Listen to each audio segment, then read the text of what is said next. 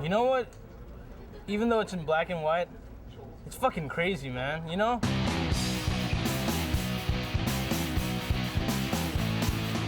What's Clerks? It was one of the funniest movies I ever saw. I cracked up so hard. Dude, you gotta see this film. It's like this black and white movie, but it's just all talking, but it's really funny. Awesome. It's the first film that really speaks to the 90s generation. Oh yeah, that's it. Dialogue's good too. Fucking Randall's like the guy everybody wants to be. If you like street hockey, you like the movie. I think the first time I rented it, I saw it 5 times that night. I watched it, maybe 100 times since then at least. You gotta see it. They talk about Star Wars and shit.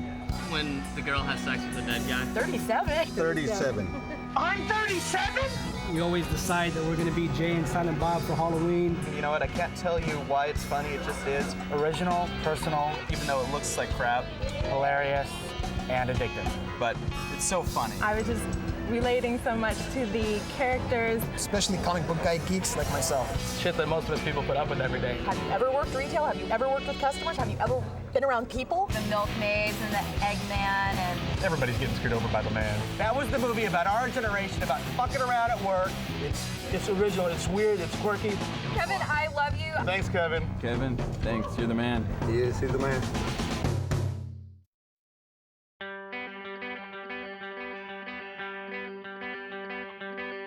I grew up in a little town called Highlands, which is in central Jersey, right on the water. Kind of blue class, kind of working class. And I grew up in this little house there on 21 Jackson Street, where I lived for about 23 years straight. This is 21 Jackson Street, the house I grew up in.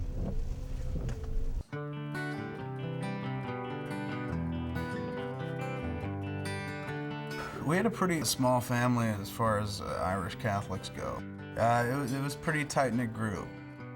There was me and my mom and dad and my brother and sister who are older than me. My brother Donald is 4 years older than me to the day. We share the same birthday. And my sister's 5 years older than me to the week. So we figured out at a young age my parents really like to fuck in November. I would say his intelligence comes from his father. His father was a historian buff. And when we vacationed, they always read. They always read in the van when we were traveling or wherever. And they took their books when we flew. You know, my father was kind of very quiet dude, though. A lot of people in the family, my mother, my sister, maintained that he was the basis for Silent Bob because he didn't really speak that much, and when he spoke, he was funny. He had a night job where he worked, at the post office. So since his father worked nights, and he'd be up in the afternoon, and a lot of times, since I worked a part-time job, I couldn't always go to the movies with my husband. He said he's going to take his pal, Kevin. Atlantic Highlands Twin Cinemas used to be. Now it's Atlantic Highlands Cinema 5. Went to movie there quite a bit when I was a kid. He would take me out of school a half day, and we'd go hit a matinee. At the end of the day, Kevin be gone. I'd say to Mike, where'd hell Kevin go? All different ones they would go to. There was nothing like it had to be a kid's movie. It would be, an adventurous one, or it would be especially a Star Wars. He'd be the first one to see Star Wars or Indiana Jones or all those great movies. The big thing we play is Star Wars. Yeah. Kevin always had to be Darth Vader. If I'm right, isn't it? Yeah. Kevin had to be Darth Vader. Yeah, he wasn't Luke. But then he just kept saying that, the movies is his thing. The movies is, what he really would like to get into.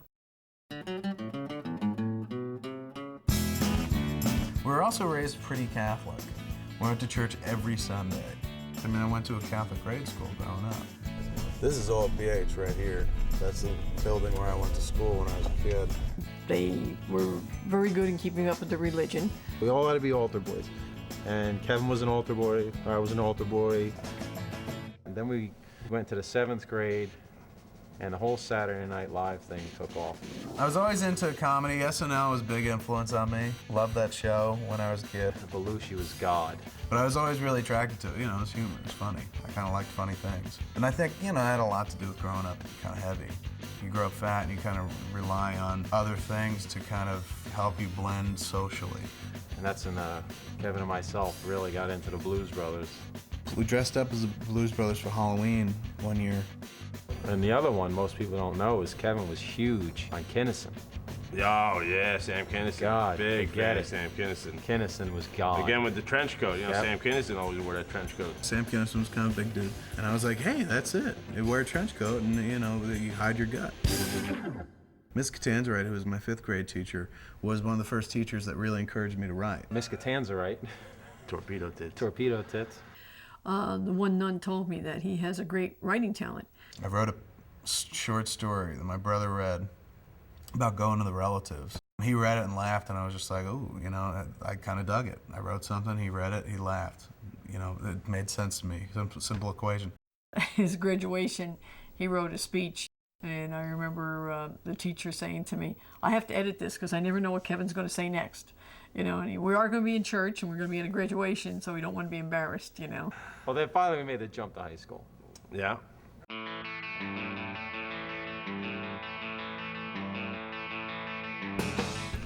This is Henry Hudson Regional School, where Kevin Smith, Mike Bellicose, and myself, Ernie O'Donnell, attended, graduating class of about 100, and it was 1988. Freshman year, they instituted a talent show up at Henry Hudson. I started writing sketches for me and Ernie and Mike to perform. And here we are. This grand stage we got. Wow, this would be great. Let's do this. Let's write some SNL type sketches and put them on. Wheels started going. Kevin started writing. And we called ourselves the Scamods, which was a name we took from the Blues Brothers movie. State, county, municipal offender data systems. And just that was our name, our comedy troupe, Scamods. We did 2 freshman year. One was the Honey Oompas. The Honey Oompas was the Oompa Loompas from Willy Wonka and the Chocolate Factory, doing Ed and Ralph, the Crandons. So it was the honeymooners as if they were Oompas. You know, so we had orange face paint, green or white hair. I didn't know nothing about makeup. He's like, no, I'll do it. So what do you mean you'll do it? He's like, oh, I can do makeup. I like makeup. I'm special effects and all that. I was really into makeup. Do the eyes and the makeup and the foundation, the powder. I mean, he did it all. Another year we did a sketch where I was Ronald McDonald, Bellicose was the Hamburglar, and Ernie was James Bond. Hi, boys and girls. I'm Ronald McDonald. I'm here to entertain you. I'm very clear information on you, too. And we just blew the audience away.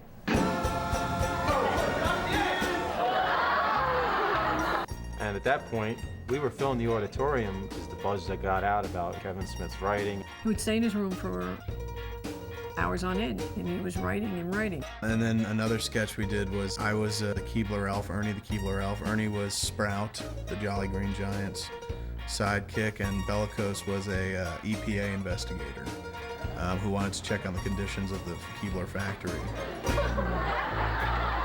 Kevin was big on cereal, so he wrote a sketch based upon the cereal characters. And he dressed up as the Trix Rabbit. It was pretty clear what my role was. I wrote. Starring Kevin Smith, Michael Bellicose, and Ernie O'Donnell, with an original script by Kevin Smith. Kevin created everything, you know, but again, 100% stick to the script. And whenever we did the sketches, there was didn't like improving. Stick to the word. It's on the script, read it. Like, you know, kind of felt a little insulted whenever anyone wanted to deviate from the script. Stick to the script, O'Donnell, stick to the script. And every time we did it, Kevin got a great write-up in the newspaper. We were cocky young little kids. Absolutely. we reveled in the glory. You know, getting written up, seeing your picture in the paper was also kind of a revelation to me. I was like, ooh, this I dig. I like this a lot. I want more of this. Once the buzz came about that these 3 guys came to Hudson and all this stuff started happening, Kevin saw that I could actually do something with this and start to, you know, steamroll here a little bit and get noticed. So Ernie and I had this falling out senior year, and things were never quite the same after that. That's when he got really tight with Brian and Walter. Yeah, senior year. After senior year is when he got tight with Brian those guys. And Walter and down at the rec. He kind of went that way. We kind of went that way. Right. The close of that summer is when I first started hanging out with Walter Flanagan and Brian Johnson at the Recreation Center. So we're about to bring you into a place where Kevin Smith worked. And by work, I mean laid on a table and watched TV. and this is foosball, this is pool. If you clear the tables away, it's dodgeball. And that's where we became friends, was from working here. He's an easygoing, quiet guy, Walter Flanagan, but was into comic books. And actually, he got Kevin into comic books. 13. This is Walt's house. I'd come pick up Walt here, and we'd go pick up comic books in Red Bank. Brian Johnson also, Kevin met him at the Highlands Rec Center. And I remember seeing him around, and he was constantly with jeans and a blazer. And I was like, well, what is this? What is this style that this guy is trying to force upon everyone? I think every once in a while in life you meet somebody who just kind of sets you on the course to being who you are, essentially, for the rest of your life. And for me, that was Bry. We grew pretty close pretty quickly. He's really funny, very smart, a prototypical slacker. Didn't know what he wanted to do in life. He also introduced me to hockey. And we would go out on the rec tennis courts on the weekends and play street hockey. We used to set a goal up on one end line, see the white lines right there?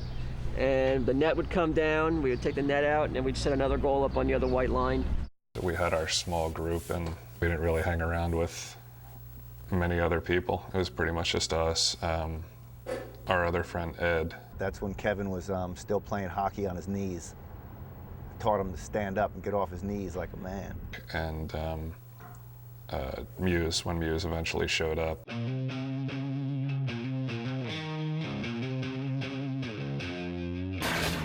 Muse would come and hang out there and stuff, but he was just a kid and I didn't pay much attention to him. But then Walter and Brian started hanging out with him a lot more often, and because he made them laugh and shit. And then they brought him into our group. First time they hung out with Muse, we were on our way to a comic book show. But he didn't want me to go to the comic book show with him because he's like, I don't want that little kid to come. He's like yelling and shit. Brian's driving the whole ride up. Muse is doing his little fucking shtick, like whatever. And those dudes were like, ah, I thought it was hysterical, and I was sitting in the back like, he ain't so fucking funny. I kind of warmed up to him later on because Walter and Brian lost interest in Muse. If you were to take a snapshot of Jason Mewes at age 16, that's kind of the Jay character. I'll fuck anything that moves. I mean, back then in Clerks, yeah, that was me, I'd say 100%. The day that I realized that Muse was kind of this little comedic genius, all of a sudden, poof, the fucking door gets kicked open. And Muse walks in and proceeds to fillet anything somewhat phallic in the room. So if there's a flagpole, he grabs it and he sucks off. Grabs a phone receiver and he's sucking it off. Grabs a pool stick and he's fucking sucking it off. And me and Walter are just like watching him go from place to place in the room. He was just doing it to amuse himself. Yeah, you cock-smoking clerk. We used to go to the mall a lot. For some reason, we're walking through the mall and I snatched a wig off one of the mannequins. And it matched Walt's hair, but we ended up putting it on him backwards.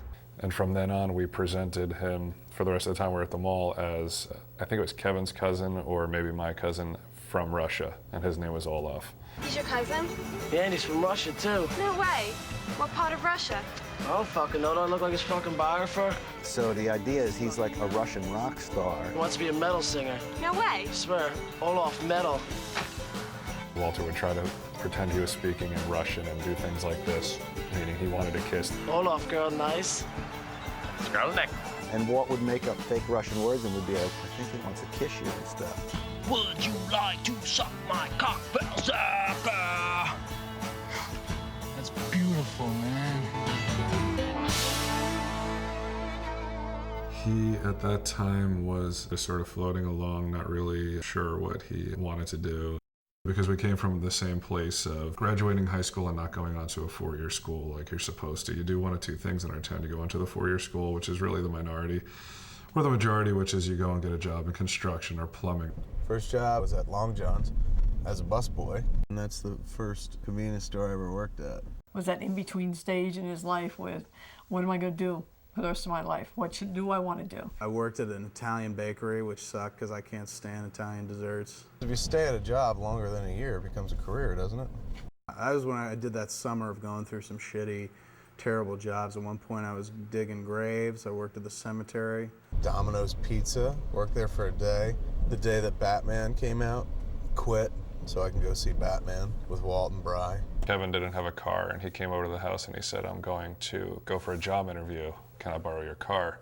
He came back, he had gotten a job, and it was at RST Video and Quick Stop.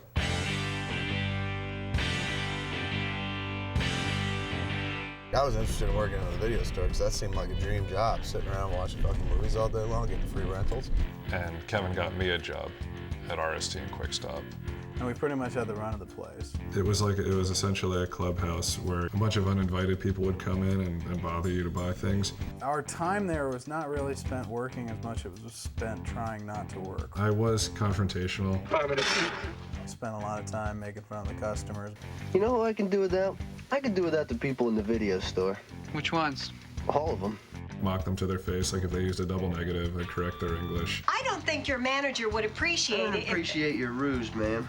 If a customer was going to come in and I was going to be rude to them and I knew it was going to make Kevin laugh, it's like, that's what I was going to do. Johnson had a fantastic sense of humor, sharpest fucking wit in the galaxy. So Randall is very much Brian. Then quit. You should be going to school anyway. And that was something that I got quite a bit of at that time in my life. Didn't have a great collegiate career, didn't know what I wanted to do, was content to work in the stores because it was easy and I was lazy. So, you know, I was kind of the prototypical Dante. But the guy I always wanted to be was Brian Johnson. Who the fuck is this guy to spend time? My boy. I first got a job at the Quick Stop convenience store when I was a junior in high school. You know, I brought a TV over to Quick Stop, and I was watching Twin Peaks. I asked him if he was a fan of Twin Peaks, because at the time Twin Peaks was on TV and I was a huge fan of it and David Lynch, and Kevin said, yeah. We immediately struck up conversation about David Lynch and film, and it became abundantly clear that Vinny was a film fanatic. Initially it was just talking, and then it was me trying to convert him into realizing that movies needed to be seen a certain way, and he bought a Laserdisc player, and we started seeing ads for all these what looked like very interesting independent films playing in New York City, and these were films that didn't come to theaters around here. You know, at 10:30 we'd lock up the Quick Stop and then drive up to the Angelica and go to a midnight movie. Kevin did exist on a diet of mainstream movies, and when he met Vincent, they went to see their funny little pictures or little independent movies together. The moment that changed Kevin's life was when we went up to see Slacker. And that was the night that I was just like, it all clicked. Do you ever have those dreams that are just completely real? I mean, they're so vivid, it's just like completely real. That was the first really micro-budget film that Kevin looked at. When that movie let out, there was just a completely different look in Kevin's eyes. Slacker was the movie that really made me want to become a filmmaker. Made it seem possible. Like, I can do something on a low budget, shoestring. We didn't really say much to each other as we were driving home, and then suddenly Kevin started talking about, you know, I could do that. For the first time I was talking about making a film. He's like, you know, I could come up with like $30,000 and make a film. And from that moment on, it was like full speed ahead for him. It was kind of like out of nowhere, he just said, I'm going to go to film school, and I'm going to make when I come back, I'm going to make a movie. And it was kind of like, okay. I was surprised that he wasn't like, hey, you want to go to film school too? Because we had done everything together up to that point. Again, the trusty old village voice. He came across an ad for the Vancouver Film School. I didn't want to go to a 4-year film school, but this was an 8-month program for $9 grand. 8 months, you're in and out. And Kevin looked at that and he's like, I can have a complete film school education and come back and make my little independent film. I figured if I could learn how to operate a camera at film school and learn how to operate a Niagara, I can come home and teach Bri how to operate something, and Walt how to operate something, Ed how to operate something, we'd be off and running. When he applied, I said, you know, that's an expense, Kev. What are we going to do? So he said, I'll sell my CD collection. I'll sell comic books if I have to. I got the application, applied to the Vancouver Film School, sent in my check, and then got an acceptance letter. I mean, it was like teary. It was like, I was upset that he was leaving. I didn't want him to leave. He eventually went to the school in '92, and it's a good thing he did, because when he went there, he met Scott Mosier, who's been his partner in crime ever since. Written that Kevin and I were two guys from New Jersey who had made this movie in this convenience store, but I was born in Washington State, where we are right now. My first interaction with Kevin was, we were in a classroom. I thought he was kind of a smart ass. He was wearing that trench coat. I was sort of like, who the fuck is this guy? First time I saw Mosier was on the orientation day, And I was like, what a pretty boy. Because he looked like a 90210 kid. Product in his hair. I had just came from LA, and so I was like, I was pretty much, Gay. I was gay. And then he started talking to Scott, and he realized that Scott was actually like a really on-the-ball, cool guy. I remember we got called into the office because we were talking in class. It was sort of us solidifying our relationship by what we had in common, which was a disdain for authority, I guess. Mosher and I pretty much bonded, I believe, over a very common sense of humor. You know, which we still do. Jedi or The Empire Strikes Back? Empire. Blasphemy. The Star Wars scene came from us sitting downstairs at the cafe at the VFS, and him and I were sitting there talking about Star Wars. All Jedi had was a bunch of Muppets. And there was a dude who was sitting next to us who was listening to our conversation. And I nudged Mosher and be like, that dude's listening. So we started upping the ante of our conversation and taking it to ridiculous places. So a construction job of that magnitude would require a hell of a lot more manpower than the Imperial Army had to offer. I'll bet they brought independent contractors in on that thing. Kevin had come up with this idea of doing a doc about this pre-op transsexual named Imelda May. All we really wanted to do was to get picked. We just wanted to win the pitch. Because as soon as we pitched and as soon as we won, neither of us wanted to do it. And so we went to the transvestite ball. We shot one night with her and then she disappeared. So we were fucked. We had no subject, so we couldn't make a documentary. So why not make a documentary about how ours fell apart?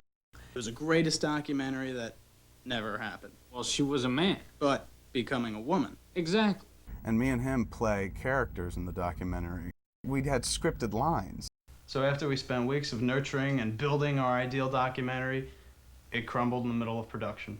And we basically said, we're going to interview each of the crew members, and you guys can say whatever you want. You can call us assholes, you can call us incompetent, be totally honest. They felt free to do it. Hey, there's the 6 Ps. Which I think is like 9 Ps, but whatever. Poor planning produces piss-poor production. The directors didn't seem interested in organization. To my knowledge, the first time that a documentary has fallen apart in production. Of course, by that time, we were the scandal of the class. Oh, yeah. Like shooting us backlit in kind of that standard 2-shot, that became my signature setup. I'm the 2-shot guy, you know, 2-shot waist up. And you were very adamant at that point, which would follow into Clerks, about sticking to the script, about me sticking to the script. And then as soon as he always had the liberty to what he would tend to do is repeat what I said. The thing is, when you're doing a documentary, you have to remember that you're not in control of your environment. That's true. You're not in control of your environment. That was me kind of riffing. And then, of course, Kevin ended up leaving halfway through the program anyway. The directors weren't necessarily going to be able to direct their scripts. So he was just like, you know, fuck it. I'll just use the $5,000 that I was going to pay for the second semester as part of the budget for Clerks. So I talked to Mosher and I said, look, let's make a deal. Like, I'm going to go home and let's both write. If you finish first, I'll come out there and work on your movie. If I finish first, you come back to Jersey, work on my movie. It's done. Kevin leaving, I mean, I think I was kind of worried about the second half of school. What happened after he left was Dave Klein and I started hanging out quite a bit. I was 19 when I ended up at the Vancouver Film School. My first collaboration with Mosher was the short Will in Black that I shot and he cut. After Will in Black was graduation and I moved to Seattle, I was trying to find work as a camera assistant. I mean, the importance of that time, those 4 months with Kevin, we're 2, and then my time with Dave created the 3rd. So I went home and started writing feverishly because I knew what I wanted to do. I wanted to make a movie set in a convenience store. And it wasn't until I went to film school that I figured out that I wanted to make Clerks. Robert Rodriguez had been the story, you know, a year before that, before I went to film school with El Mariachi, and I read an interview with Robert where he's like, best way to go about making your first film is take stock of what you have. And in his interview, he's like, I knew I had access to a bus, I knew I had access to a guitar, and I had a turtle. And he's like, so right away, I knew I was putting those things in my movie. So I was like, well, I got access to a convenience store. And I know that world because that's all I'd ever really done. So I said, I'm going to use the convenience store as the backdrop to a movie about people sitting around and talking. terms of what people were saying in Clerks and how blue people were talking, and how it was all about conversation, very frank conversations about sex. After he gets a blowjob, he likes to have it spit back into his mouth while kissing. It's called snowballing. That just came out of real life. It was hanging out with Brian and Ed, it was hanging out with Walter, where I was just like, well, this is how we talk. I wanted to make a movie about me and my friends, essentially, because I hadn't really seen it represented like that.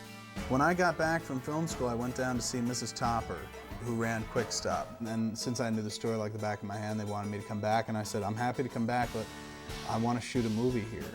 And she was like, oh, go ahead, you know, but fine, of course.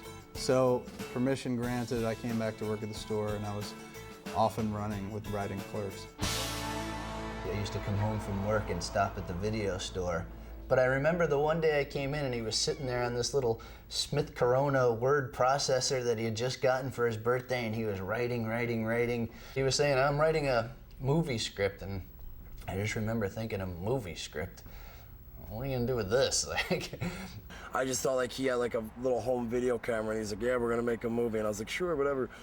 First draft of Clerks, I think I took about a month to write it. When he first proposed the idea of doing Clerks, the original idea was not a comedy at all. Originally, it was going to be a very David Lynchian film about a guy working the midnight to 6 a.m. shift at a convenience store and all the strange people that came in. When Kevin first handed me a big chunk of pages from Clerks, it was essentially a bunch of random scenes. I mean, he had the characters in there. It was Dante and Randall. And the first scene I wrote was the scene where Randall's sitting on the counter and the customer comes in and he's like, I don't appreciate your ruse, ma'am.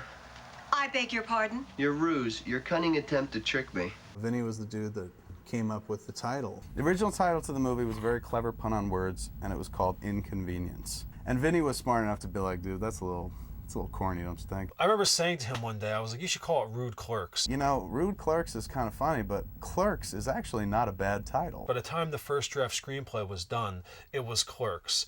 Kevin had sent me the script for Clerks, and I thought it was really funny.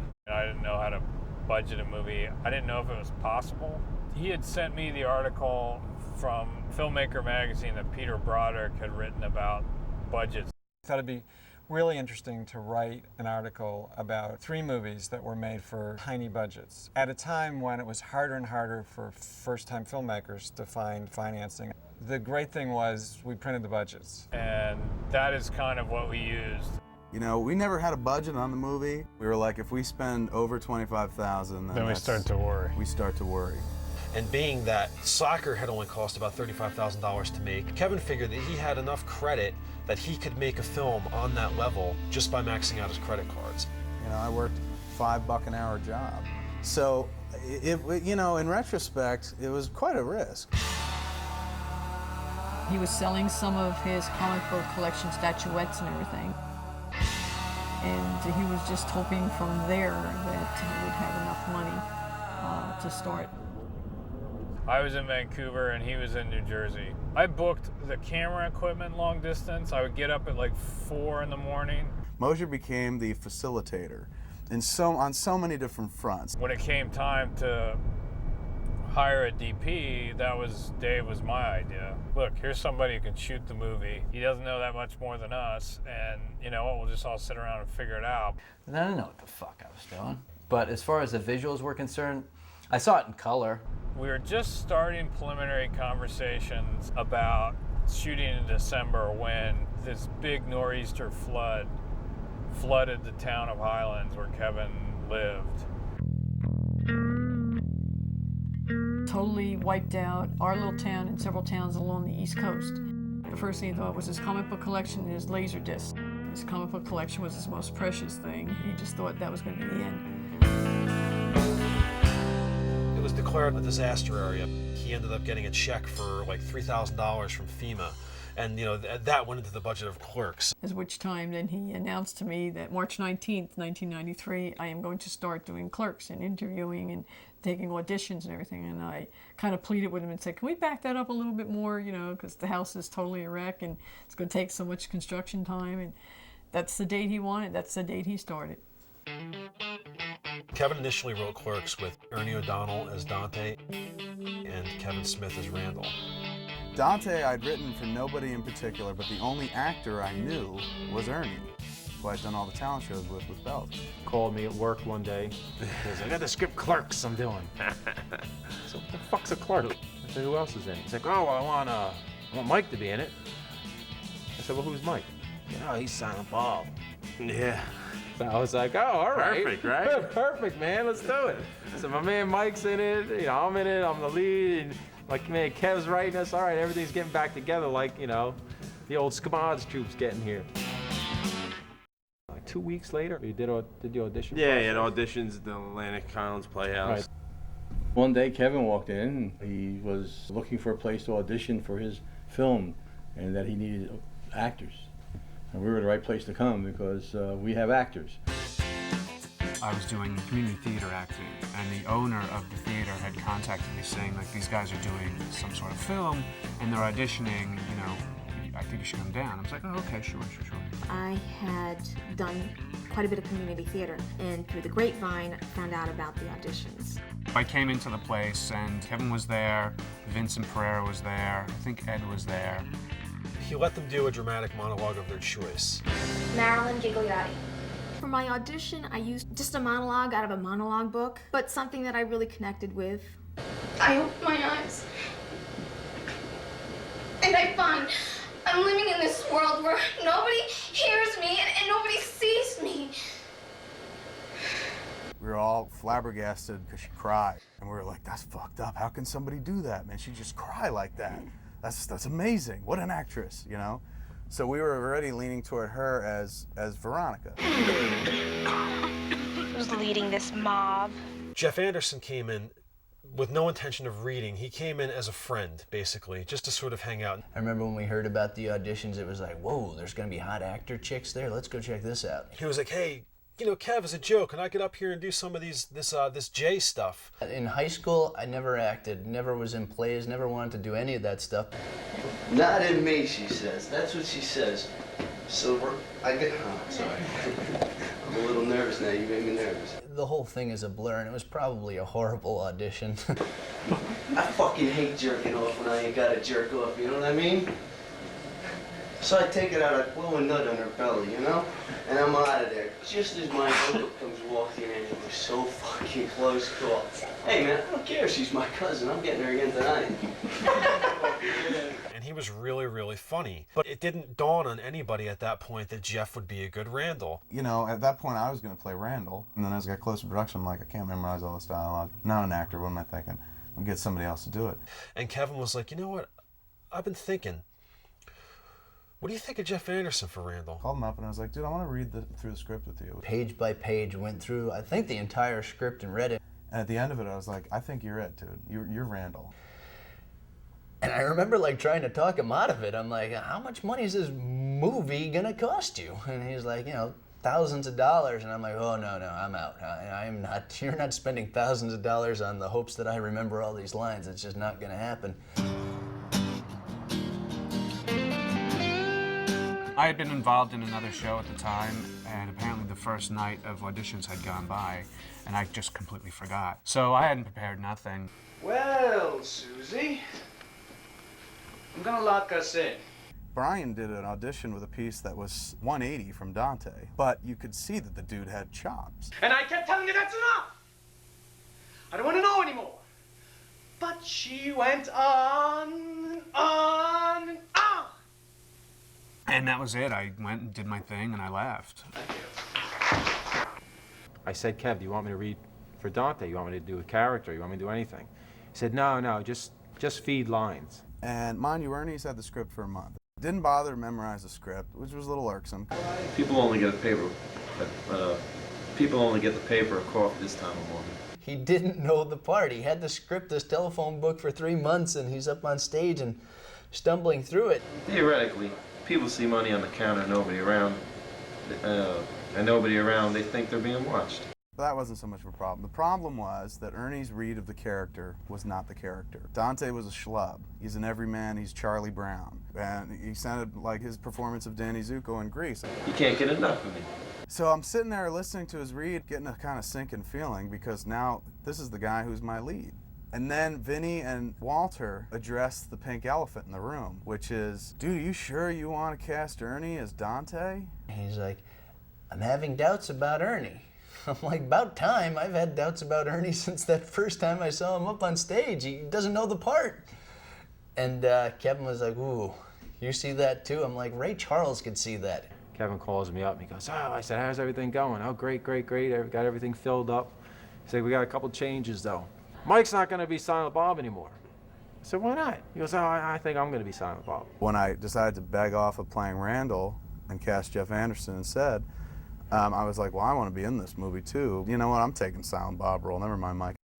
I said, all right, so what's the other change? And he goes, oh, the other change is you're not Dante. I was like, what? I said, yeah, but you wrote the part for me, you prick. Yeah. I said, what the fuck's going on? Really, if he wrote it, yeah. He's like, no, I got a great part for you. It's perfect. I said, what fucking part am I getting? You're Rick Derris. I said, who the fuck is Rick Derris? I'm a trainer. I know what that sound signifies. You're out of shape. Kevin told me that Ben Affleck told him that Rick Derris was one of his favorite characters in Clerks. Everything happens for a reason. That's right. This was really about the right man for the role. And Brian O'Halloran was definitely the right man for the role. I'm not even supposed to be here today. Kevin actually called me back, and he wanted me to come down to the convenience store and actually read the script and see if maybe I'd be interested because of certain topics of conversation. I was like, my God, there's about 70 curses on every page. You know how much money the average jizz mopper makes per hour? When I first read it, you know, it was kind of shocking to see it in print form as an actual film. You're so repressed. Because I never tried to suck my own dick? I just remember actually reading just my scene, the infamous scene of the snowballing. After he gets a blowjob, he likes to have it spit back into his mouth while kissing. It's called snowballing. I'll admit, I was taken aback. Wait, what is that anyway? Something like 36. Does that include me? 37. And that whole 37 thing, you know what? I just consider it my catchphrase. Arnold has his, Tom Cruise has his, you know, that doesn't really bother me because I know what it was. Just as long as the other person realizes, like, hey, I was acting. When we were rehearsing for the film, we rehearsed in the video store and the convenience store. Every night from like 10:30 till midnight or 1 in the morning. And that went on for a good month. And we would just run the scenes over and over and over again and kind of block and stuff like that. I mean, even back then, Kevin was very precise about the words and the pronunciations of things as well. There is never any ad-libbing for Kevin's scripts. Every time we rehearsed, afterward it would be kind of open up for discussion. And I remember Marilyn saying, I've got one. Kevin, okay, the floor is yours. She said, he's not going to be able to pull this off, like to me. And I just remember being like, oh, Lord. Something along the lines to Jeff, I don't have any confidence in his ability to do this. And Kevin was like, what do you mean? She said, well, he's never acted before. He seems kind of nervous, and I just don't think he's good for it, and I don't think he's going to be able to pull it off. And that's something that you don't do, you know, to someone who's already nervous to begin with. God, I have no memory of that whatsoever. It would be so out of character for me to actually say something out loud like that. And so that pushed Jeff to the point, like, well, the hell with this, you know, I really can't.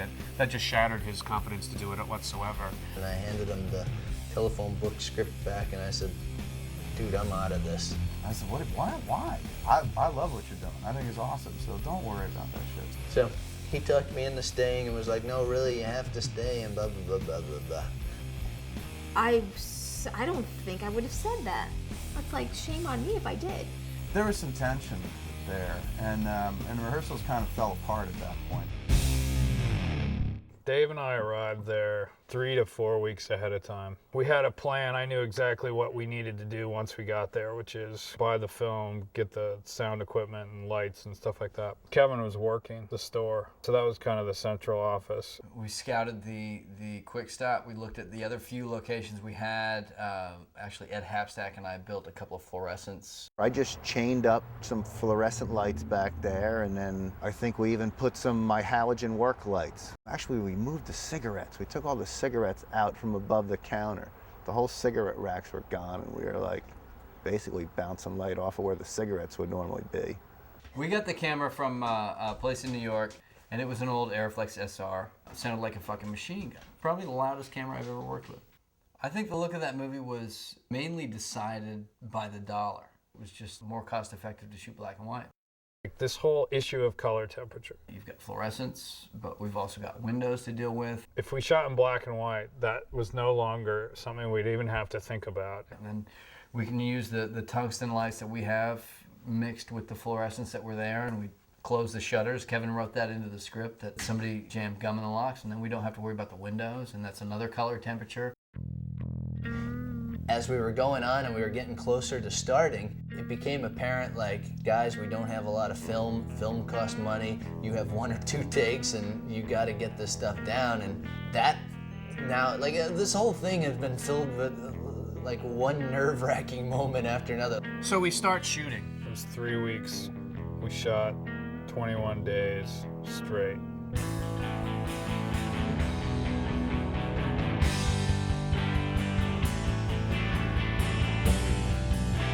At the time of shooting, Dave was the director of photography. He was also the cameraman. Ed Hapstack would assist Dave. I guess my title would have been Best Boy, which is head of electrical department is a Best Boy. We decided that I would record the sound because I'd done it once on a short film. Kevin was the director. This is where we shot the very first footage in Clerks. Yes. We shot the first night. We shot right here in the video store. Don't hold it against him. I mean, he just never got Caitlin out of his system. It's not your fault. It's Dante. We had about 12 people here. That was the largest day of the shoot. Like to move crates and to, you know, to move stuff around. A lot of people crammed in the space. That was just like, holy, we're actually making a movie. And we're setting up, and like the last thing they do before like we're about to shoot is like they start listening. I mean, literally I could hear like my blood going through my ears, like boom, boom, boom, boom. So you have that coupled with the tension between Marilyn and myself. Like it was like that was my first scene. I'm like, oh, this is not gonna be good. Look, I don't know thing one about chicks, so if you gotta cry or something, I can get out of here. I'm not sad. You're not? So we shot the scene, and halfway through the first take, she flubbed the line. I feel like he's been killing time while he tries to get the balls to tell me how he really feels, and then he can't even do it. He has his friend do it for him. And it was beautiful. And I was so happy, and like finally I was like, okay. It was also the one scene in the movie where he has makeup. We had a makeup person. She's in the movie. Oh, look who it is, the fucking human vacuum. Scumbag, what are you doing? She did him up. He looked like a fucking raccoon.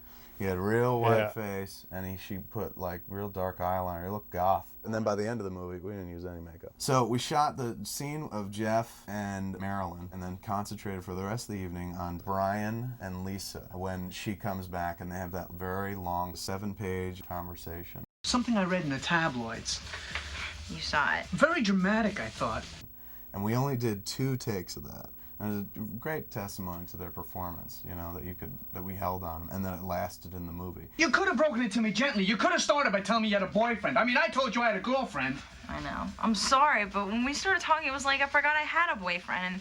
And it was like that was the first thing we shot. This is kind of cool. So then when we find out about what the shooting schedule is, you know, it's 3 weeks of nights. Because we were basically shooting the hours when the store was closed. Kevin did say we'd be filming at night, but you just don't think you'd be filming all night. Most of my shooting took place from 11 o'clock at night. So maybe about 10:30, 10:15, we'd slowly start taking the store apart and getting things ready. Turning off all the freezers and dealing with the one fluorescent bulb that's buzzing. Till about 5 or 6 o'clock in the morning. And then by 5 or so, we'd start breaking down because the store would have to open again at 6 in the morning. So we would turn on all the refrigeration units and turn on all the electric lights that were buzzing back on and things like that. And this is while I was working. I worked in the mailroom of AT&T. I was a hairstylist. I had been working for a barware manufacturing company. I'd be at work at 7:30 a.m., get off work at 4:30, and be down at the store at 11. So all in all, in that whole week, I think I got about 4 hours sleep. I was useless at work. Ooh, the routine got to be a bit grueling, to say the least. The original script had me tap dancing into the store. For 10 days straight I shot, and it was like one Saturday night that I was gonna finally be off. I said, I'm slapping on my Wranglers and I'm going out, and I did that goofy little walk. And Kevin was like, oh, no tap dancing, let's do that. They used my black cat as the cat in Clerks, so I was the quote-unquote the cat wrangler. And what was Vinny's cat's name? Lennon's Tomb. Lennon's Tomb. I was just wondering if the article was a misprint. I don't know, like a typographical error or something? Making the cat shit. Vinny basically did not let the cat shit all day. When we put the box on the counter for the first take, we were like, this is gonna be it. He's gonna see that box and fucking dump because he's been waiting all day. And he didn't do it. He just walked out of the box, and we're like, oh, we blew so much film trying to get this cat shit. Second take, though, he was a 2-take wonder, man. We just rolled film and waited for the cat, and then finally that fucking magic moment happened. Here's this fucking camera rolling on the cat, and he gets up and he gets on his haunches, and we're like, yes. Excuse me. Do you sell videotapes? Yeah, what are you looking for? Happy Scrappy Hero Pop? 1 second. I'm on the phone with the distribution house now. Let me make sure they got it. I knew at some point my mom was gonna have to see that Happy Scrappy scene. I remember pulling Kevin aside and being like, dude, is it really necessary? Like, you've got so many titles here. Can we just scale this back a little, or just try and make them a little less on the nose? My cut and 8 shafts. Come clean. Come gargling naked sluts. And he said, sure. Takes it. Ready to roll, camera set up. Yep, here you go. Boom. Action. Kevin adds 3 titles to the list. Pink pussy lips. Oh yeah, and all holes filled with hard cock. A lot of the people that he cast were people that he knew and friends. The one that stands out was my big cameo in the film. Hey, congratulations. I saw the announcement in today's paper. That's why I manually masturbate caged animals for artificial insemination. The women that go through every gallon of milk. My girlfriend sucked 37 dicks. In a row? You mentioned this engagement. That's why I'm thinking maybe it's a misprint. There was also a lot of people who were cast that just as like extras who just didn't show up. Having people play multiple roles. Ooh, Navy SEALs. Do you sell hubcaps for 72 Pinto hatchback? Ooh, mini truck amazing. Do you have that one with that guy who was in that movie that was out last year? I don't know, since I was about 13. Ed Habstack plays hockey on the roof with the long hair. So, who's gonna pay for these Gatorades? What do you care, you shoe polish smelling motherfucker? I also played the woman that came out of the funeral home. I put on one of my mom's dresses. Could barely get the thing on. That's why my arms were like a Tyrannosaurus Rex. I was supposed to play one role in Clerks, which was the hockey player. How about covering the point? Man, you suck. Then early on in the shoot, I had my beard, Willem Black. On the spot, we sort of transformed him into somebody who was like sort of brain dead. That was Snowball. Why do you call him that? And so we decided I could shave my beard and play the other role. I'll whip your ass any day, pal. And then you talk to yourself down below, which was our only special effect in the movie, Scott talking to Scott. Yeah, you open. No! I remember, like, as we were filming, Walt Flanagan is in, like, every scene as every customer. He had written the Berserker scene for me, and when I read it, I was like, I can't do it.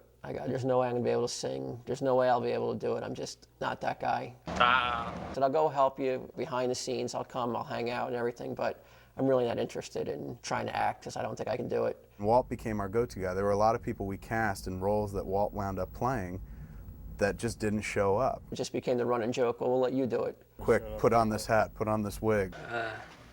Pack of cigarettes? This has been going on for 20 minutes now. Cute cat. What's its name? Annoying customer. Fucking dickhead. Using filthy language in front of the customers. You both should be fired. That was more the hardest one because there was really lines you had to do, and I was really nervous to do that one. Well, if you think that's offensive, check this out. I think you can see her kidneys. Muse never acted before. I was really nervous about being in front of camera. So I gave him the script and he read it and I was like, what do you think? He's like, I don't know if I could do this. And I'm like, dude, it's you. That's how I was anyway, but when it came to reading it, like, and being in front of camera, like, I just couldn't do it. You know the dude for 10 minutes, he whips his cock out and shows you. You know, he's just he's that kind of guy.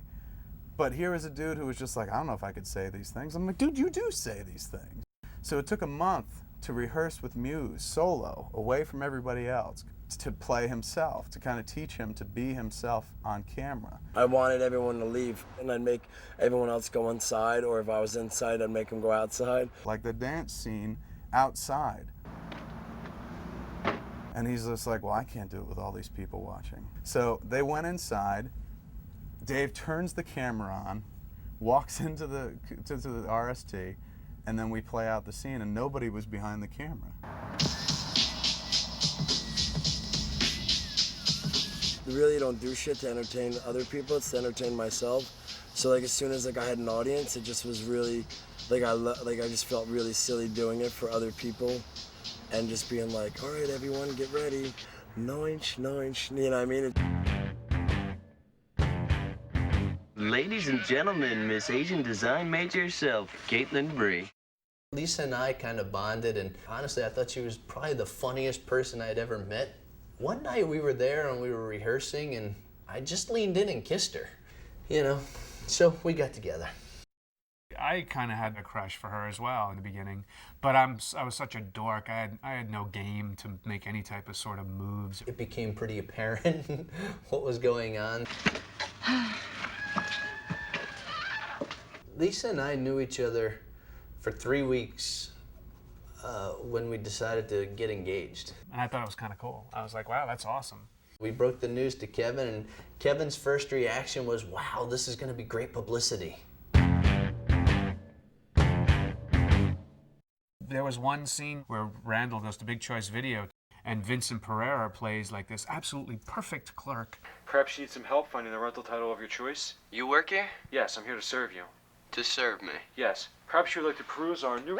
And we just lost that whole scene because the mag was a crappy mag. And, you know, every morning we got into, damn, we got to get this place back into shape before the owner comes and sees exactly what's going on here, because I don't think they had any idea. The big scene where Brian and I, after the fight, when we're laying in the piles of Hostess fruitcakes, the owner of the store showed up that morning, and she just walked in as we're sitting there laid out in the candy, and she just turned and walked back out, and it was like, uh-oh. We had a really old boom pole. About a week in, one of the threads stripped. It was busted and we couldn't use it, and so we ultimately took a hockey stick. For the last 2 weeks of the show, we used a hockey stick for the boom pole.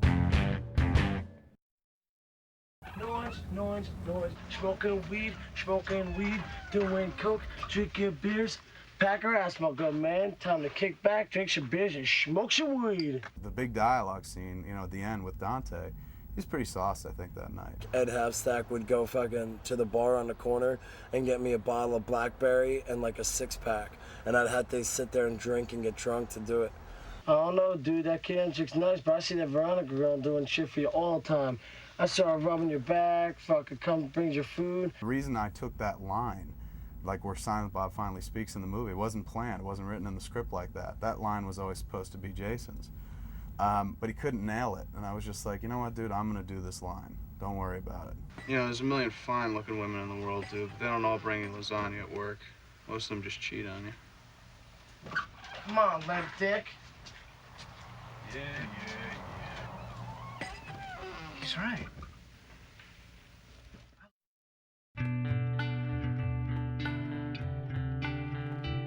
When you come to the end of a project, it may have been shot at night when everybody else is sleeping, but it's like, let's keep doing it. When we were done shooting, it was just go back to your regular life and not worry about it. After we were done shooting, I didn't talk to those guys for like 2 months. I was just exhausted. And also I was working on other theater things. The shoot ended, and I probably left 3-4 days after that. I think, you know, Mosier and Kevin may have been like, you know, where are you going? What are you going to go do? So, well, what am I going to do here? I shot the movie. Nothing left for me to do. I was committed to staying on the whole time as an editor. So we wrapped the movie. Wrapping was really walking from that store to over to here. It was a quick wrap. We just had to return the equipment to New York, and then the Steenbeck came here. The 6-plate came here to the video store. The Steenbeck sat right there.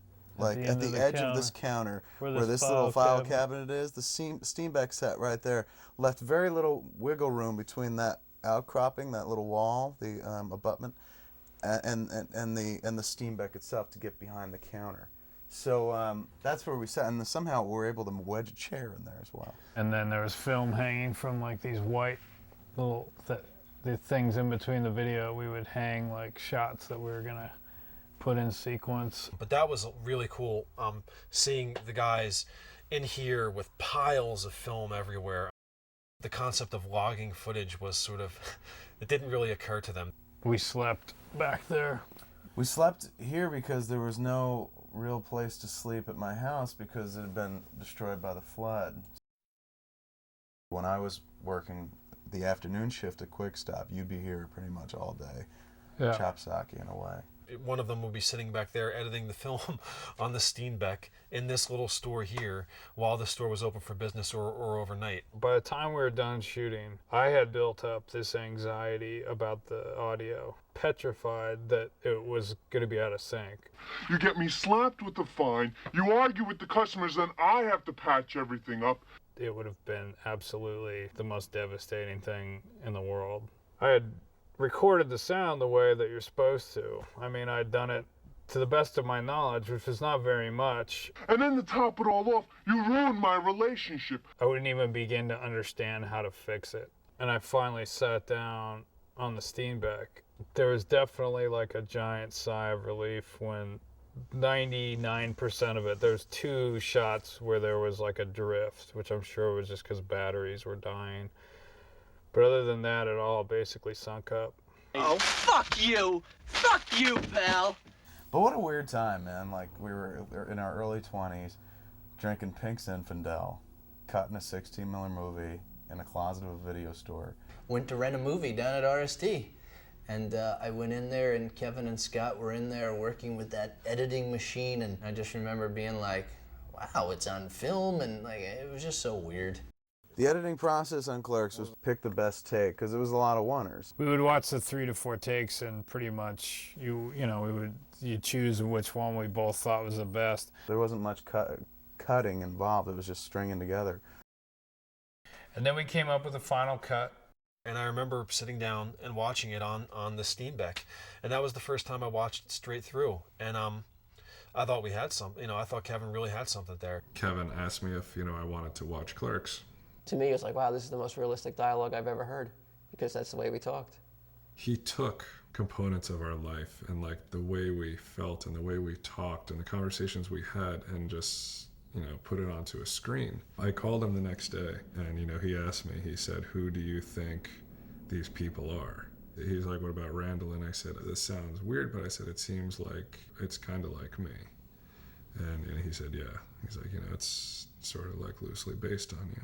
And I mean, it's like that warm, gushy feeling inside, like, wow, somebody, who I love and respect so much would take little pieces of me because he thought I was important enough and he thought I was special enough. My mother's a very famous quote that I'll take with me on my grave. She watched the movie, completed my first completed film, and she went, "And you spent $27,000 on this piece of garbage?" And I was just like, I hadn't thought about it that way, but yeah. Kevin had pretty much extended himself financially through his credit cards to the point where he didn't have enough money. He was only covering his minimums, so he was not paying off his credit card debt. Every month he was getting this incremental interest applied to it. So he owed $30,000. We were working toward the IFFM, the independent feature film market, based on this Amy Taubman article from The Voice. The article kind of talked about the history of the Slacker, how it went from being this kind of work in progress at the IFFM and got noticed by people, cut it out, kept the article, put it in a frame and hung it next to my word processor. But to me it was like, whoa, the IFFM. That's what I zoomed in on. I'm like, go to the IFFM and hopefully find people who are interested in your movie. The IFFM, the independent feature film market. Its purpose was to showcase as much independent work as possible. We submitted and we got chosen and we were like, woo, our movie's gonna show at the Angelica. Like, how massive is that? We got this the last day, Sunday at 11 a.m.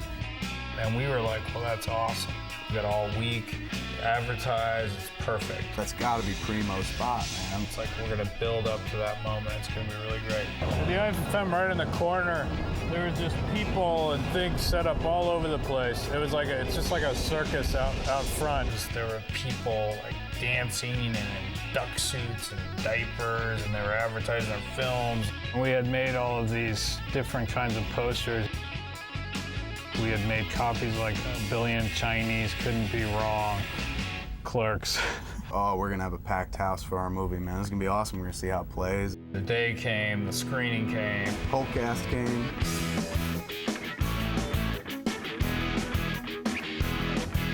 Oh my God, we're gonna get to see ourselves on the big screen.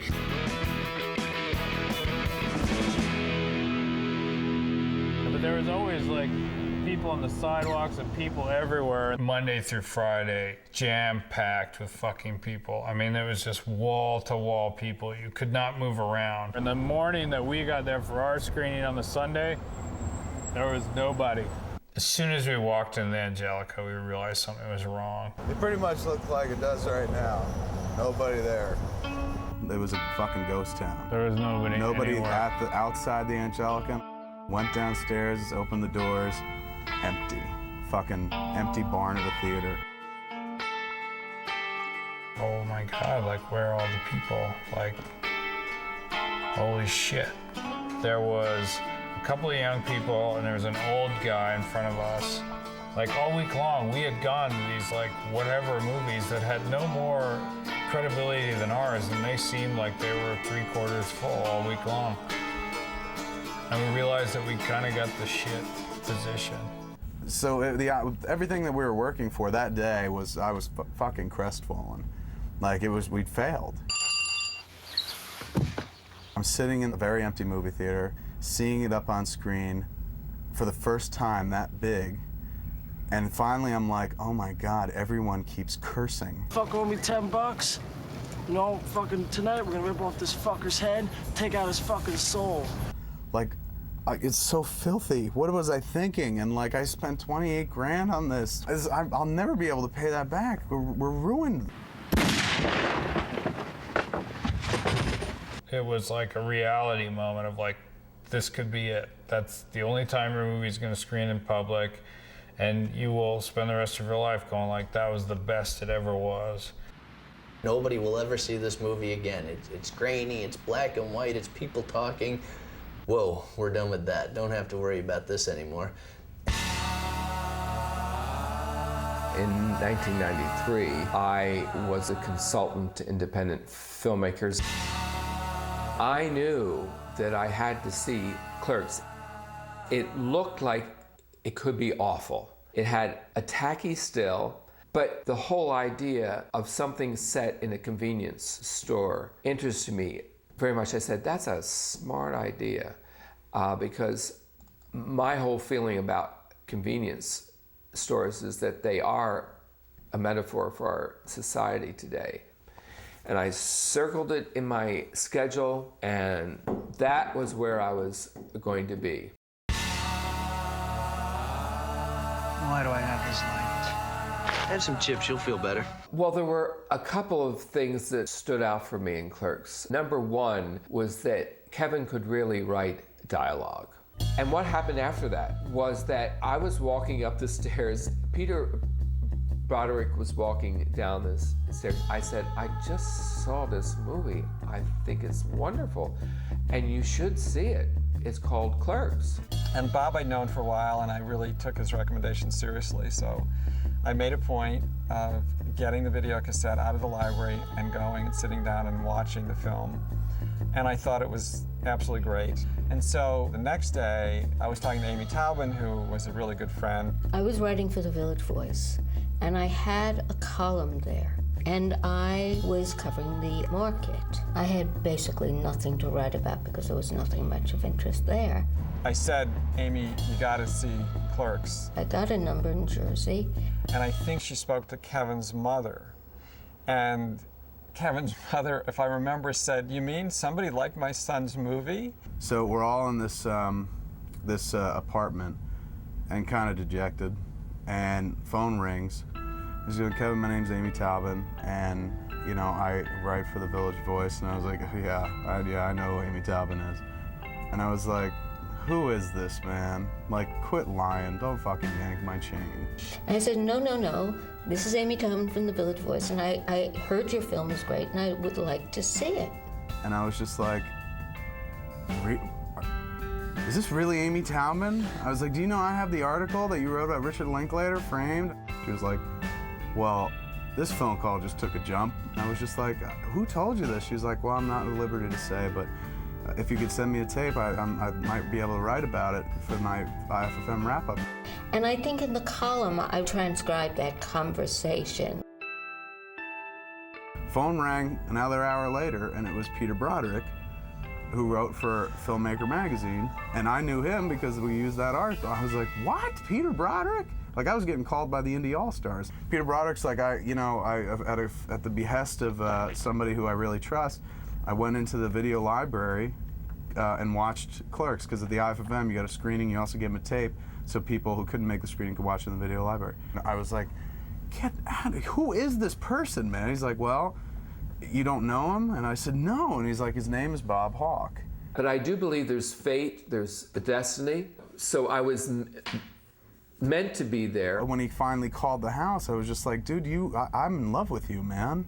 I think it took Kevin about 6 months to stop calling me Mr. Hawke. So Bob Hawke started everything. Bob Hawke had also told John Pearson about the movie. Now, John Pearson was a legend. If you were an independent filmmaker, there was no producer's rep that you wanted more than John Pearson.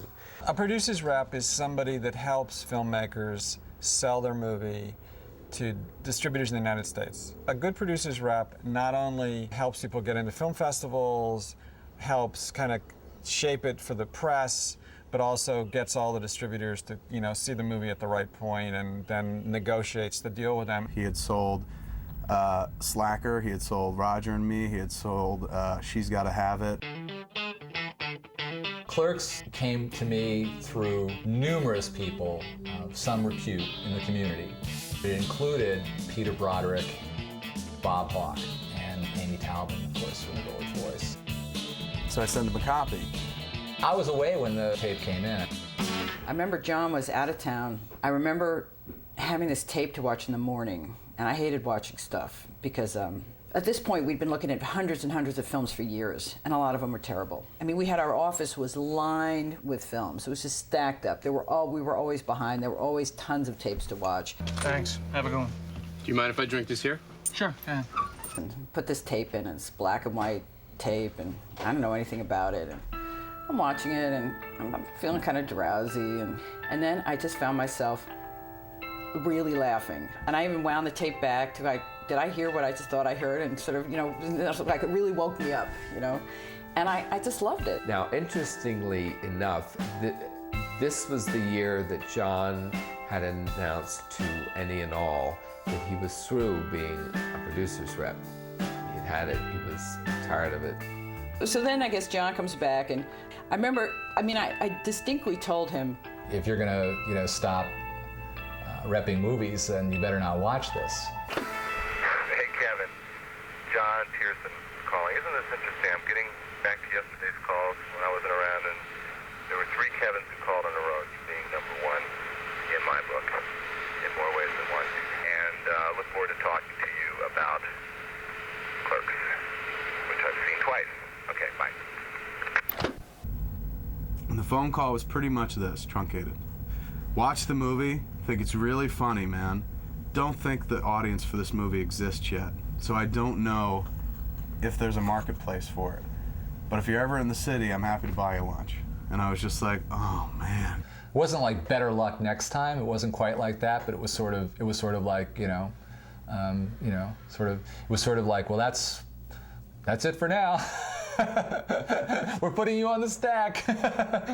So that was it. You know, Pearson's call kind of put the nail in the coffin, and all this interest was just gonna die. Kevin, John Pearson, Friday afternoon, 4 o'clock. I watched your film yet again today. This must mean something. I'm hooked. I'm an addict. What can I tell you? All I know is that for a week, You know, I just watched a lot. I watched Clerks a lot. You know, I'd reevaluated, but I probably called and said, you know, I guess it's inevitable. Eventually we're going to do this, so let's get cooking. It's fucking huge. In the original, Dante is shot, dead at the end. I don't even say anything. I think my name is like Quiet Man. If you look in the credit, it says Quiet Man. So I go in and I shoot Dante, and yeah. The movie's kind of, for me, it was always structurally based on Do the Right Thing, which happens over the course of the day. It's very funny, but then something very serious happens at the end, and the movie concludes. I hated it. Hated it. Hated it, hated it, hated it. I kind of like, what? This, oh, no. And after falling in love with the film and then having this in the last few seconds of the film, one of the things I had to say right away, I said, you can't kill Dante at the end. That has to go. Kevin, John Pearson, Friday afternoon, 4 o'clock. I have an idea for you vis-a-vis your ending. Please call me. Bye. Pearson was the guy that really brought it all home. Pearson was just like, look, you gotta lop that ending off. You can't kill him at the end. He's like, you kill the dude at the end for no better reason than you just don't know how to end your movie. I'm proud to say I might not have been the first to think it, but since I was the first person to say, look, this ending's a problem. So he's like, you can just end it without that. End it when when Randall leaves the store. You're closed. It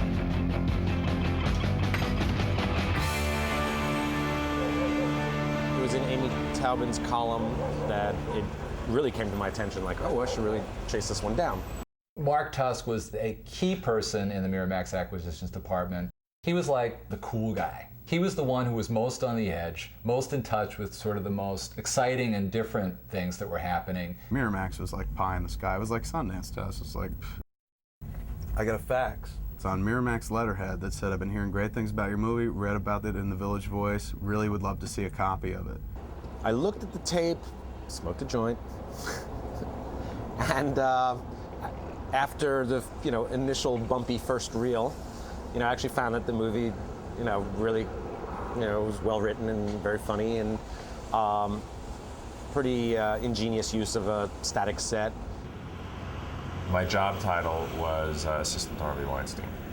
Mark at the time, I think, was trying to rally support for the film. Rounded up a bunch of friends, my brother, a few Miramax executives and more youthful staff. And Mark had set the screening up in order to show Harvey how the movie played with an audience. Harvey, of course, was not the Harvey he is today. Now Harvey is synonymous with film in general, not just indie film. But, I knew he was the head of Miramax. Him and his brother ran Miramax. Harvey Weinstein was at the screening. Treya, who was head of acquisitions at the time. A 16mm screening, and again, in the screening room there in the Tribeca Film Building. Harvey, of course, was a avid cigarette smoker. $53 a week on cigarettes. Come on, would you give somebody that much money each week to kill you? And so I'm not sure that the smoking tirade at the beginning of the movie really drew him into it. The good news was great. All the young Miramaxers loved the movie. I loved it. I mean, for me at that time, I was 23 years old, so that movie was speaking directly to me. But it was trumped by the bad news that, except Harvey walked out in 15 minutes. He left 10, 11 minutes into the movie. After that screening, I remember everybody came upstairs, and the decision was not to acquire the film. It's a pass. I was totally deflated. I was deflated in the sense that I saw something that really got to me. I saw something that I would watch over and over again. We were dead. We were not going to be picked up. There was going to be no distribution for the movie because none of the distributors were biting. I was on the advisory selection committee of the Sundance Film Festival, and so I had already told them, I saw this film, Clerks. It's something you all have to see. He used to send me lists of movies that he thought should be in Sundance, and we'd say, that's great, let's look at them again and make sure they were brought to our attention and stuff like that. The selection process at Sundance is a mystery to a lot of people. But ultimately the decision ends up with me. I was very much taken by the film, but I had some hesitances about it. And part of my hesitances had to do with the sensibilities of the film. Sick. You just fucked a total stranger? Shut the fuck up. But I knew that the women in the office, and there were at least 2 of them that spoke of this, would find at least part of the work to be objectionable. And they did. It's sexist. Because there's a stranger in our bathroom, you just raped Caitlin. She said she did all the Will you work. shut the fuck up? There was a problem. It was for a while rather iffy whether Clerks would get into Sundance or not. And I remember working here at the store, and Bob was calling me from Los Angeles going like, it's not written in stone. And I remember very much having that debate. You know, is it something that, you know, we should really be showing? For me, the answer was yes, not for everybody on my staff. 2 hours later, he called back and he goes, it's done, you're in. And I was just like, woo!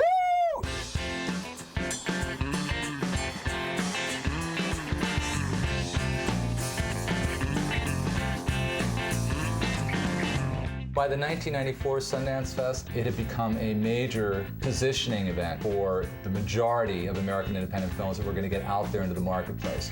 I thought that Clerks being invited to Sundance very much boosted its prospects. I remember we went out to Sundance. You know, Lisa and I went, and Brian went. I think everybody pretty much went out there. I think that Bob wrote a genius program note. The filmic equivalent of a garage band, this low, no-budget movie chronicling a day in the life of a convenience store clerk is a smart, funny, insightful wail of ennui. The idea of the audience for Clerks was always going to be a huge question mark until it actually played for some. At the IFFM, we only saw it screened to a handful of people. It was like at Sundance, the first night, like I remember walking into the theater and seeing that the theater sat like 300 people. It was like nerve-wracking.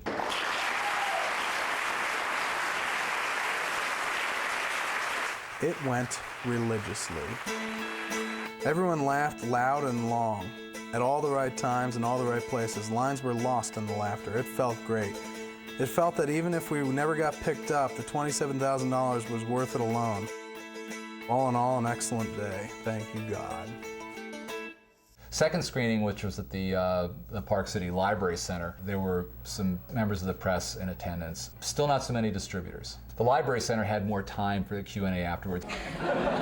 That was Kevin knocking me and I think everybody else off their feet. We just basically fed the cat and didn't let him go near a box. That's why I don't see that like no animals were harmed thing, because that cat was bound, man. That cat was bound up. People who'd seen the first 2 shows and had now written about it, filed something about it, that stuff was getting into print. The trade reviews, fabulous. Variety gave us a great review. The New York Times wrote about it. Dave Kerr wrote about it in the Daily News. And it was like, it's David Mamet meets Howard Stern. It's been great. It's been really nice because you screen. We had 2 really good screenings, and like people will find you or see you in the street and just say, "Wow, Clerks liked it." People were already actually coming up to me and saying, "Hey, you know, loved you. It was great. Clerks was great. Loved you in it." I was like, "Thank you." We had a couple of casting directors just approach us. They want a picture resume. Where to start? There's so much going on. So like Kennedy from MTV at the time wanted to interview me. I was like, oh my God.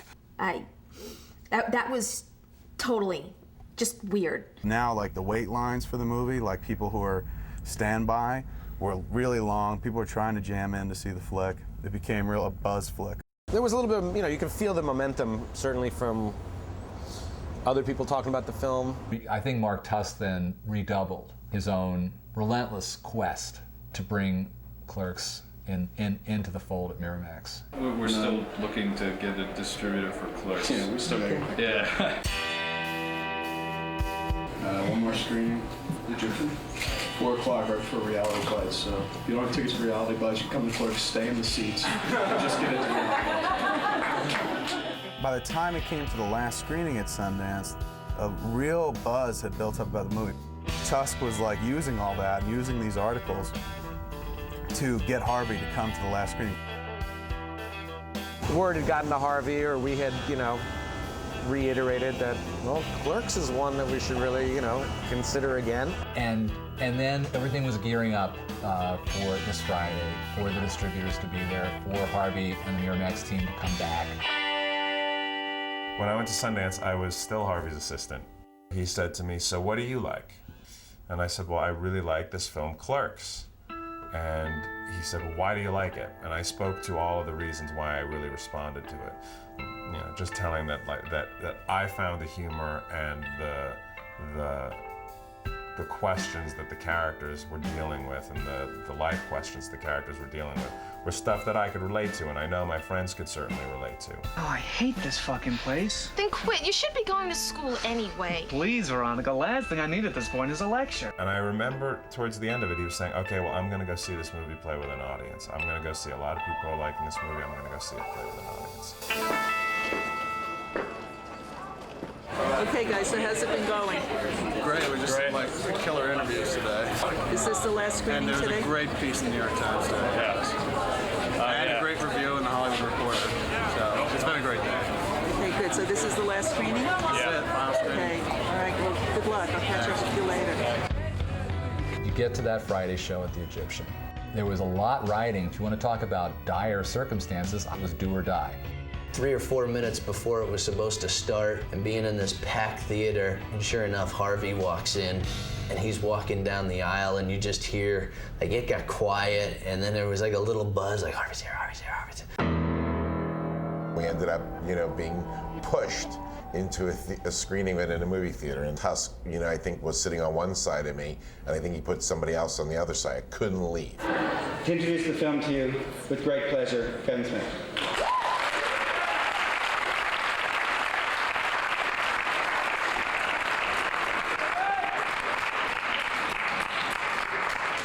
With me, my producer, Scott Mosier.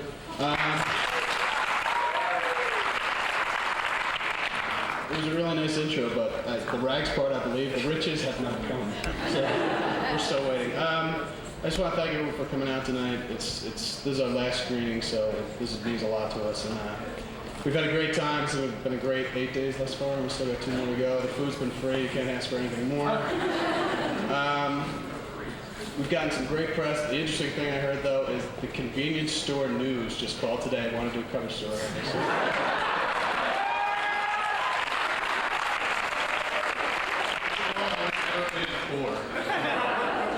Afterwards, we're going to bring up the actors. You can meet the people who were involved and the tech crew and stuff like that. But while I'm here, I just want to thank a few people. Mr. Gilmore, of course, Bob Hawke, kind of our angel, John Pearson.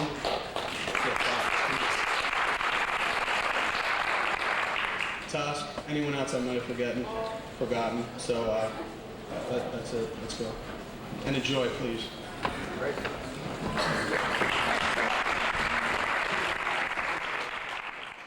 Friends, let me tell you about another group of hate mongers that were just following orders. Who's that? They were called Nazis. Nazis, that's right. Freaking Nazi. Harvey was squirming again in the first 10 minutes of the movie, at which point I was I nudged him and said, 37. Tusk yanked him back down the seat and was just like, "You just sit here and think 37. Until you hear the word, number 37, you can't leave yet. 37. I'm 37? Going to class. Oh my God. Once the 37 scene kicked in, there was one dude who was boisterously laughing throughout the flick, like Bob De Niro in Cape Fear, where he's like, ah, ha, ha, ha, ha, just really laughing loudest in the theater. We're like, who the fuck is that, man? What an annoying laugh. So distracting. It's Harvey Weinstein. Soon enough, he was laughing uproariously, probably louder than most people in the theater. You could literally hear him in the movie theater. You could. It was great. And hearing it was just like, wow, wow. The crowd eats it up. There is louder, longer laughter than in any of the previous screenings. When Silent Bob delivers his single line, there are cheers and claps. It ends, big fucking applause. I get up, bring the cast with me, we do a bit of Q&A. So did I. Thanks. Harvey exited the far right door of the Egyptian theater as the throngs were coming out. He came out of the theater, he picked his head up, and he went like that. Went to a place across the street from the Egyptian. Tusk and Harvey lined up across the street. No, it's the eating establishment. The eating establishment, as it was called. I mean, from the moment you heard it, we're just like, something's happening. Like something's happening that we can't understand or contemplate because we've never been in these circumstances, but something's happening. That was where we had our first sit down with Harvey Weinstein. We ordered some potato skins with bacon. He was both going to eat and sign off on the fundamental terms of the deal at the same time. Buy the movie on the spot, and just make a deal with them over potato skins and French fries in some Sundance restaurant. But I was in the room. I was in the same large room in this restaurant, and I knew what was going on. And I couldn't wait to find out. Harvey did his, song and dance as far as how much he loved the movie. They all liked it. Yeah. It was me who was just being, stupid. The rest of them, were totally into it. John loved it, Tuss loved it. All the cool people at Miramax. It was just the old fart couldn't get his head around it. And then I went to see it at that screening in Sundance and flipped. He was just like, fucking love the movie. Think it's really fucking funny. We can take this fucking movie, blow it out in fucking theaters, put a fucking soundtrack on it, take this movie to the fucking world. And me and him were like, fucking A. And it taught me a lesson not to walk out of movies. By this point, everybody knew it cost $27,000. A really fair advance on this would be a couple of $100,000 plus. Let's throw in the 27 for what actually got spent on the film. Let's make it 227 and just make it simple and sweet. John Pearson was like, all right, let's go talk about it. So he pulled me and Scott to the side, and he was like, all right, this is the moment. We all know why we're here, and we know we didn't get into this to make money. Like, I think I speak for you guys when I'm saying it doesn't matter how much they're offering us. He's going, I think what they're offering us is fine. I really don't think we should push him and ask for more. I was like, dude, I don't give a shit about money. I was just like, I want to see Miramax at the head of this film. Like, that would be fucking phenomenal. I don't give a shit if they give us no money. It's really thanks to Mark Tusk, and his incredible persistence that the rest is history. I'm buying this movie. Harvey signed off on the deal. Harvey was like, excellent to meet you. Can't wait to work with you.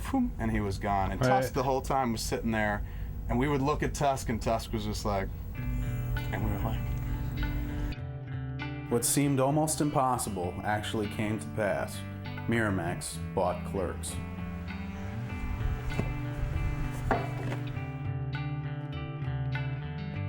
And he actually called us late one night, and I couldn't believe it. He said, Miramax bought it. And I was like, oh, you're not kidding now, are you, or anything? And to us, the family realm itself, that was like millions of dollars. And he said, I get to pay off my debts. That's the first thing he said. It made him really happy, It wasn't just the experience of having the movie bought and like, okay, your movie's bought and at some point it's gonna come out in the theater. It's like, our movie was bought, and then it was like we were pulled into, it's like we were put on a magic carpet and sent off into the air. It was 2 years later when I was 22 years old that I was able to, with Kevin's help, I was able to make a better place. With his funding, I was able to direct a better place. I remember when Clerks, he came back from selling Clerks, he goes, I'm going to buy a comic book store, and I want you to run it. He told me I could make a movie with a budget that was, funded partially by Miramax, a deal that he had with Miramax at the time, and, partially with his own money. We eventually made it, and eventually did show at the Angelica, and it was vulgar. He's always said that his friends were, a big part of why he is who he is today.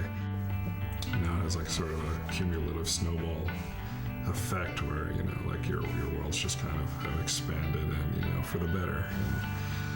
And you're just happy that you met each other. There are still people who are seeing Clerks for the first time, and it's like a revelation to them. I talk to people who had hardly been born when Clerks opened, who are now in their teens, who talk about Clerks as if it's something fresh and new and important to them.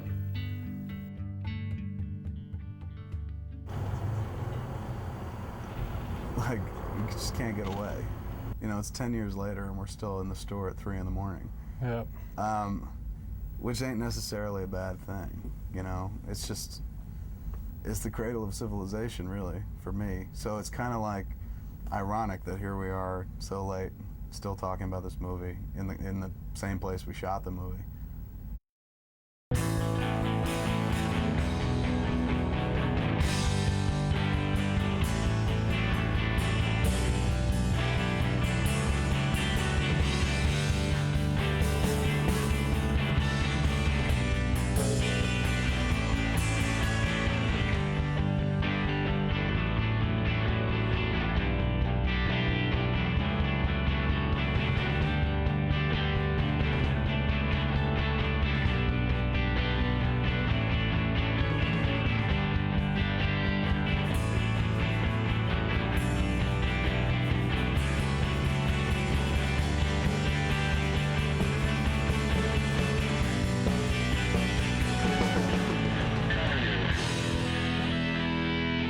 My love for you is ticking clock, berserker.